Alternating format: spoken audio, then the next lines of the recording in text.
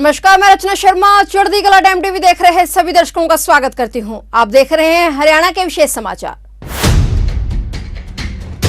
मुख्यमंत्री मनोहर लाल द्वारा ग्रामीण क्षेत्रों में लोगों की समस्याओं के बारे में जमीनी हकीकत पर स्वयं जानकारी लेने के लिए शुरू किया गया जनसंवाद कार्यक्रम लोगों को खूब रासा रहा है। एक और मुख्यमंत्री जहां लोगों के बीच एक मुखिया की तरह समस्याओं को सुनकर अधिकारियों को मौके पर ही निपटान करने के निर्देश देते हैं, तो वहीं दूसरी ओर ग्रामीणों द्वारा रखी गई मांगे अगले ही दिन पूरी हो जाती हैं, जिससे ग्रामीणों में खुशी की लहर देखने को मिलती है। जनसंवाद कार्यक्रम की विशेषता यह है कि मुख्यमंत्री एक जिले में 3 दिन तक रहते हैं और लगभग 1 दर्जन गाँवों में जनसंवाद करते हैं। यह कार्यक्रम गांव की पहचान जैसे गांव का नगर खेड़ा, जोहड़ या बावड़ी या गांव की कोई ऐतिहासिक पहचान वाली जगह के निकट आयोजित होता है, जिनके प्रति ग्रामीणों की खास आस्था या लगाव रहता है। साथ ही मुख्यमंत्री ग्रामीणों से पूछते हैं कि पिछले 8.5 वर्षों में उनकी सरकार द्वारा किए गए कोई खास कार्यक्रम की बात बताएं जो आप लोगों को सबसे ज्यादा पसंद है। साथ ही सरपंचों से भी गांव के विकास के लिए भविष्य की नई योजनाओं के बारे में पूछताछ की जाती है।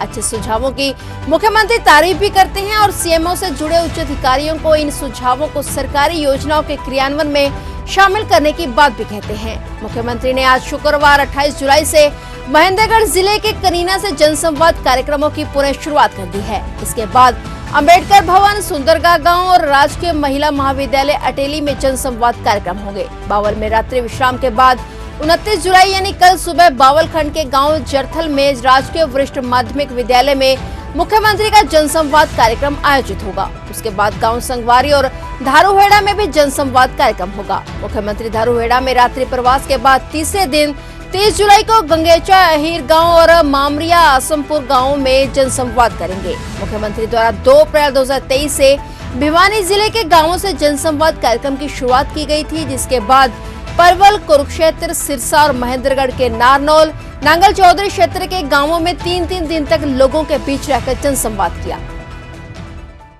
आम आदमी का उसका जो जिंदगी है उसकी अभी जो दुर्लभ है बहुत ज्यादा, वो कैसे आसान बने। हमें सरकार से मिलने वाली चीजें हमारे घर के नजदीक, अपने गांव में, कस्बे में कैसे मिल जाए ताकि हमें चक्कर ना काटने पड़े, ना पलवल के चक्कर काटने पड़े, ना फरीदाबाद के काटने पड़े, ना चंडीगढ़ के चक्कर काटने पड़े। चीजें घर पर भी तो पहुंच सकती है ना। और उसके लिए फरियादी अगर वो हकदार है फिर उसको मिलना चाहिए।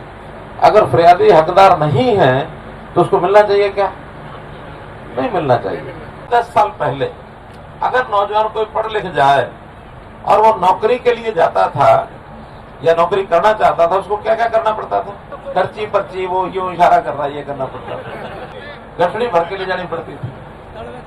और फिर वही घर बिकता था, किला बिकता था, माँ के जेवर बिकते थे। लेकिन पिछले 8 साल में आपके यहाँ कुछ नौकरियां लगी होंगी, किसी को कोई 1 पैसा देना पड़ा?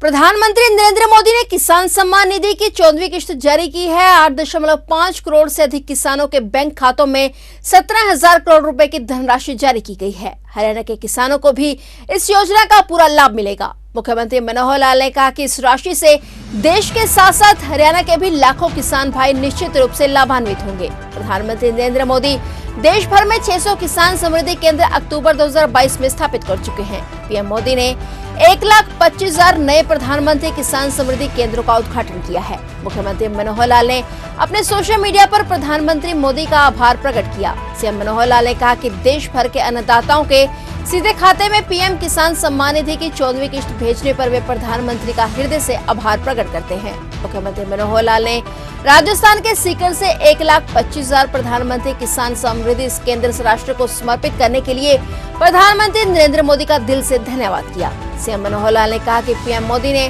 प्रधानमंत्री किसान सम्मान निधि योजना की 14वीं किश्त जारी की है, जिससे हरियाणा के हजारों किसानों को भी फायदा होगा। मुख्यमंत्री मनोहर लाल ने प्रधानमंत्री के पीएम किसान सम्मेलन में की गई घोषणाओं पर प्रतिक्रिया देते हुए कहा कि केंद्र सरकार सही मायनों में किसान हितैषी सरकार है। हरियाणा में भी केंद्र सरकार की योजनाओं का हूबहू अनुसरण किया जाता है। उन्होंने कहा कि इन केंद्रों से किसानों को खेती से जुड़ी जरूरतों जैसे उर्वरक, बीज, कीटनाशक, मशीनरी, मिट्टी जांच और उपकरण जैसी सुविधाएं उपलब्ध होंगी। इन केंद्रों में किसानों को कृषि से जुड़ी अन्य योजनाओं की जानकारी भी दी जाएगी। उन्होंने कहा कि urea gold sulphur coated urea का शुभारंभ किया जा रहा है, जिससे अधिक पैदावार होगी। इससे पहले भी नीम कोटेड यूरिया उपलब्ध करवाई जा रही थी। ये प्रधानमंत्री किसान सम्मान निधि योजना के तहत केंद्र सरकार ने 2 करोड़ 60 लाख रुपए की राशि अब तक सीधे किसानों के खाते में डाली है।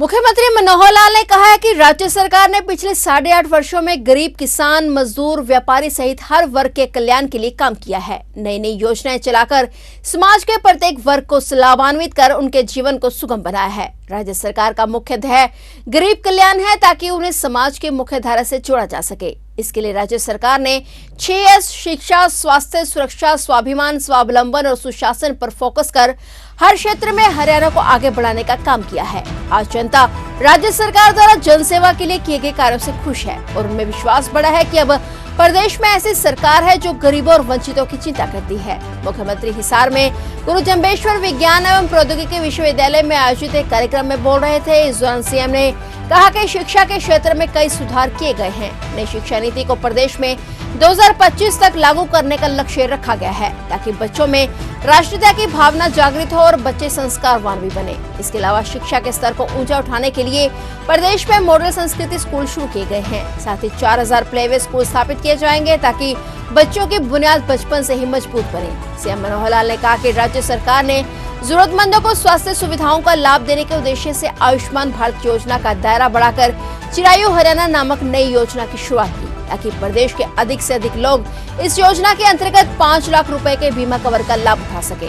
आयुष्मान भारत योजना में पहले प्रदेश के 15 लाख परिवार कवर हो रहे थे, लेकिन चिरायु हरियाणा योजना के बाद अब प्रदेश में यह संख्या 30 लाख हो गई है। इसके अलावा एक और नई पहल करते हुए राज्य सरकार ने निरोगी हरियाणा योजना चलाई है, जिसके तहत नागरिकों के स्वास्थ्य का परीक्षण किया जाएगा, ताकि किसी भी बीमारी का प्रारंभिक स्तर पर ही पता लग सके। पहले चरण में 1,80,000 रुपए वार्षिक आय से कम वाले परिवारों को लिया गया है और 1 करोड़ 21 लाख सदस्यों के स्वास्थ्य का परीक्षण किया जाना है। इस योजना में 25 प्रकार के टेस्ट किए जाते हैं। इसके अलावा मुख्यमंत्री ने कहा कि प्रदेश में कानून और व्यवस्था की स्थिति भी सही है। राज्य सरकार ने महिलाओं की सुरक्षा को ध्यान में रखते हुए महिलाओं के लिए अलग से थाने बनाए हैं। वर्ष 2014 में सोनीपत में केवल एक महिला थाना था, जबकि वर्तमान राज्य सरकार के कार्यकाल में आज 29 महिला थाने हैं। इतना ही नहीं, बढ़ते साइबर क्राइम को रोकने के लिए भी अलग से साइबर थाने बनाए गए हैं। उन्होंने कहा कि प्रदेश के अति गरीब परिवारों की आय में वृद्धि कर उन्हें मुख्यधारा में लाने के लिए मुख्यमंत्री अंत्योदय परिवार उत्थान योजना शुरू की गई। इस योजना के तहत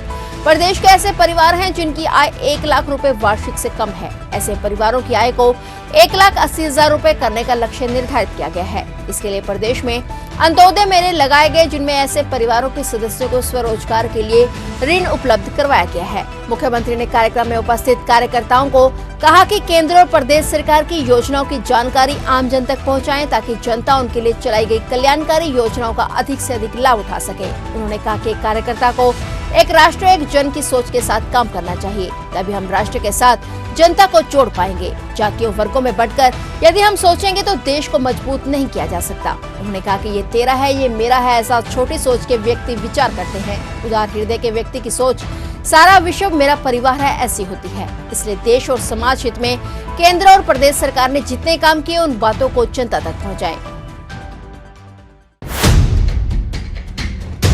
मुख्यमंत्री मनोहर लाल ने कहा कि सुशासन सहयोगी सरकार की जन कल्याणकारी नीतियों को धरातल पर उतारने के लिए व्यक्तिगत स्तर पर लोगों से मिलकर कार्य करें और उनके समक्ष आने वाली समस्याओं और चुनौतियों से सरकार को अवगत करवाएं। मुख्यमंत्री मनोहर लाल ने हाल ही में सुशासन सहयोगियों के 7वें दल के साथ बैठक की। सीएम ने कहा कि जन कल्याणकारी योजनाएं जनता तक पहुंचने में किस प्रकार की समस्याएं आती हैं, उनकी जानकारी लेना और कौन सी पद्धति अपनाकर आम जन को लाभ मिल सकता है, उसके बारे में सुशासन सहयोगियों को सोचना है। तभी जमीनी स्तर पर बेहतर परिणाम लाए जा सकते हैं। उन्होंने कहा कि जनसंवाद पोर्टल पर आने वाली 14,039 समस्याओं में से 13,730 को मार्कर अपलोड कर दिया गया है और अब तक 5 जिलों में लोगों से सीधा संवाद किया गया है। जनसंवाद के तहत आई समस्याओं का निदान पोर्टल के माध्यम से किया जा रहा है। मुख्यमंत्री सुशासन सहयोगी इन समस्याओं को लेकर भी गंभीरता से कार्य करें। फिलहाल हरियाणा के विशेष समाचारों में इतना ही और नए समाचारों के साथ फिर से हाजिर होंगे। तब तक के लिए देखते रहिए चढ़ती कला टाइम टीवी।